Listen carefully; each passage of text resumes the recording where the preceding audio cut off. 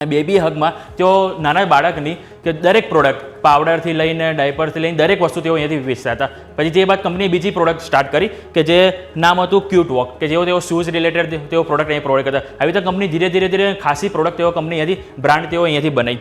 જે બાદ કંપનીએ કુલ નેશનલ અને ઇન્ટરનેશનલ કુલ 7,500થી વધુ બ્રાન્ડનું તેઓ અહીંયાથી ડેવલપમેન્ટ કર્યું અને વેબસાઇટ ઉપર 16 લાખથી વધુ પ્રોડક્ટ તેઓ અહીંયાથી વેચાણ કરે છે, જે એક સારી એવી વાત છે. અને કંપની ખાસ કરીને જે મધર, બેબી, કિડ્સ એમના માટે એપેરેલ, ફૂટવેર, પછી baby accessories, nursery, diapers, toys અને પર્સનલ કેર આ દરેક પ્રોડક્ટ તેઓ અહીંયાથી પ્રોવાઈડ કરે છે. અને તેઓ ખાસ કરીને જ્યારે કંપનીએ શરૂઆત કરી ત્યારે 0 થી 6 વર્ષનો તેઓ ટાર્ગેટ કરી રહ્યા હતા. જે બાદ કંપનીએ તેમણે એજ વધારીને 6 થી 12 એટલે કે 0 થી 12 સુધી તેઓ અહીંયાથી દરેક પ્રોડક્ટ તેઓ પ્રોવાઈડ કરે છે. જે બાદ કે કંપનીએ જ્યારે સૌપ્રથમ જ્યારે ઓનલાઈન કામ શરૂ કર્યું હતું, પછી જે બાદ કંપનીને એવું થયું કે આપણે એક ઓફલાઈન સ્ટોર પણ શરૂઆત કરવા જોઈએ, તો કંપનીએ તેમનો ઓફલાઈન સ્ટોર શરૂ કર્યા. આજ સુધીમાં કંપનીએ 28 સ્ટેટ અને 5 યુનિયન ટેરિટરીઝ થઈને કુલ 1063 સ્ટોર કંપનીએ ઓફલાઈન સ્ટાર્ટ કર્યા છે.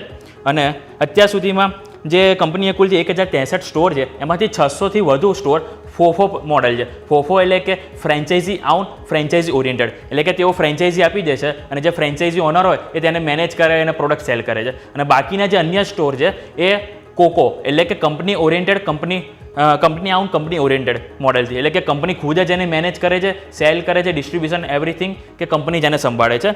આ વાતથી આપણે કંપનીના બિઝનેસની અને સાથે સાથે કંપની ઇન્ટરનેશનલ યુએઈ અને સાઉદી અરેબિયામાં કુલ 12 સ્ટોર ઓપન છે કંપનીના, અને ત્યાં પણ સારો બિઝનેસ ડેવલપ કરેલો છે. આ વાતથી કંપનીના પાસ્ટ હિસ્ટ્રી લઈને અત્યાર સુધીની. પરંતુ હું તમને કંપનીની ડિટેલ્સ જણાવું કે આઈપીઓ જે છે કે આજથી શરૂ થયો છે તો ક્યાં સુધી તમે અપ્લાય કરી શકશો, એનું એલોટમેન્ટ શું છે, એ દરેક વસ્તુ તમને જણાવું. તો આજથી આઈપીઓ ઓપન થયો છે. તમે ગુરુવારના રોજ 8 ઓગસ્ટ સુધી તમે એને અપ્લાય કરી શકશો.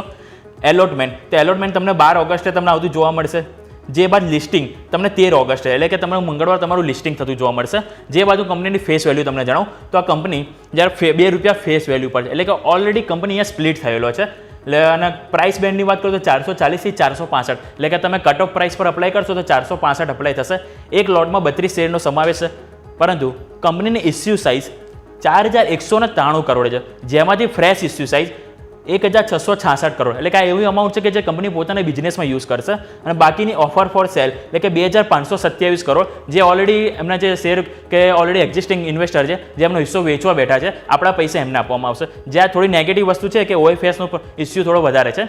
જે બાદ કંપનીને આપણે તમને ફંડામેન્ટલ જણાવી દઉં કે કંપનીના ફંડામેન્ટલ કઈ રીતે જોવા, કારણ કે સ્વાભાવિક છે કોઈ બી કંપનીમાં આપણે અપ્લાય કરીએ, આપણું રોકાણ કરીએ તો કંપનીનું કઈ રીતનું સિચ્યુએશન છે જાણવું ઘણું જરૂરી છે. તો એસેટ, કંપનીની એસેટ 31 માર્ચ 2022 સુધીમાં 6197 કરોડ હતી, જે સારી એવી ગ્રોથ થઈ છે.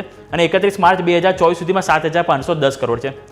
આવક 2516 કરોડથી વધીને 6575, અને આજે 3 ત્રિમાસિક ગાળાના છે. હજી એક ક્વાર્ટર એડ થશે એટલે કે સ્વાભાવિક છે કે 7000 ઉપર આપણને આંકડો જોવા મળશે. એટલે કંપનીએ એસેટમાં સારો ગ્રો કર્યો છે, આવકમાં સારો ગ્રો કર્યો છે. હવે નફાની વાત કરું, આ થોડુંક આપણને અહીંયા અસરજનક જોવા મળે છે. નફો એટલે કે કંપની નફામાં તો આવી જ નથી. કંપની ખોટમાં 78 કરોડની કંપનીને ખોટ હતી, જે વધીને 486 કરોડ, જે બાદ 321 કરોડ, એટલે કે અહીંયા આપણને ખોટમાં સારો અહીં જોઈએ તો અસર જોવા મળી છે.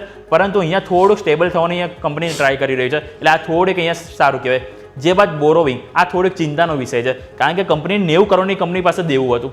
જે બાદ વધારીને કંપની ઓલમોસ્ટ 462 કરોડ આ 3 ક્વાર્ટરના છે. હજી એક ક્વાર્ટરનું એડ થશે તો સ્વાભાવિક છે કે 500 કરોડ આજુબાજુ જોવા મળી શકે છે. એટલે કે આ દેવું કંપનીએ ખાસું એવું અહીંયાથી જોવા મળે છે. ઓલમોસ્ટ આપણે જોવા જઈએ 6 થી 7 ટાઈમ્સ આપણને અહીંયા વધારે જોવા મળે છે દેવામાં. એટલે ઓવરઓલ ફંડામેન્ટલમાં વાત કરીએ તો નફો અને બોરોવિંગ આ એક ચિંતાજનક વિષય છે. અને આવક ને બધું છે એ સારું છે, પરંતુ કંપનીમાં શું પોઝિટિવ છે અને નેગેટિવ છે એ જાણવું ઘણું જરૂરી છે. સૌપ્રથમ હું તમને પોઝિટિવની વાત કરું તો કંપનીનું સપ્લાય ચેઇન ઘણી મજબૂત છે. કંપની જે પણ એમનું જે બી પ્રોડક્ટ છે એ ઘણી એવી મોટાભાગની સિટી છે કે તેમાં તેઓ સેમ ડે ડિલિવરી કરે છે, જે એક સારી એવી બાબત છે. જે બાદ ઇન્ડસ્ટ્રી ગ્રોથ, કારણ સ્વાભાવિક છે કે જે રીતે આપણે જે ન્યૂ બોર્ન બેબીનો જે આપણે આપણે કે એમની જે ઇન્ડસ્ટ્રી છે કે ઇન્ડસ્ટ્રીમાં જે રીતનો ગ્રોથ જોવા મળી રહ્યો છે, કારણ કે આપણે જો સ્વાભાવિક છે કે આજે આપણે પોતાના ખુદના કપડાં લેવા જઈશું કે જે એજ આપણે 20 થી 30 તે એ જે કોસ્ટલી હશે એનાથી 10 ગણા વધારે આપણને છે નાના છોકરાઓને વધારે જોવા મળે છે. એટલે કે ઇન્ડસ્ટ્રી ગ્રોથ આપણને સારો જોવા મળશે. સાથે સાથે કંપની ઓફલાઈન અને ઓનલાઈન આ બંનેમાં સારો એવો ગ્રોથ કંપનીએ બતાવ્યો છે અત્યાર સુધીમાં, જે એક સારી બાબત છે. આ વાતથી પોઝિટિવ. પરંતુ નેગેટિવમાં વાત એ છે કે કંપની ખોટમાં છે. જેમ આપણે ફંડામેન્ટલમાં જોયું કંપનીની ખોટ વધતી જાય છે. સાથે કે દેવામાં, એટલે કે દેવું પણ કંપનીનું સામે એવું વધી રહ્યું છે.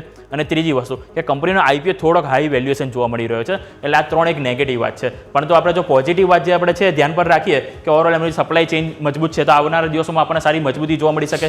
સાથે સાથે કે કંપનીનો ઇન્ડસ્ટ્રી ગ્રોથ સારો છે, તેમાં પણ આપણને થોડી પોઝિટિવિટી આવનારા સમયમાં જોવા મળી શકે છે. અને કંપનીનો બિઝનેસ અહીંયાથી પણ સારો ડેવલપમેન્ટ થતો જોવા મળી શકે છે. તો આ દરેક વાત છે પોઝિટિવ નેગેટિવ વસ્તુ કે જે તમારે ધ્યાનમાં રાખવું જોઈએ અપ્લાય કરતી ફેરી, કે જેના આધારે તમે ઇઝીલી તમે સમજી શકો છો કે અહીં તમારો આઈપીઓ અપ્લાય કરવો કે ના કરો.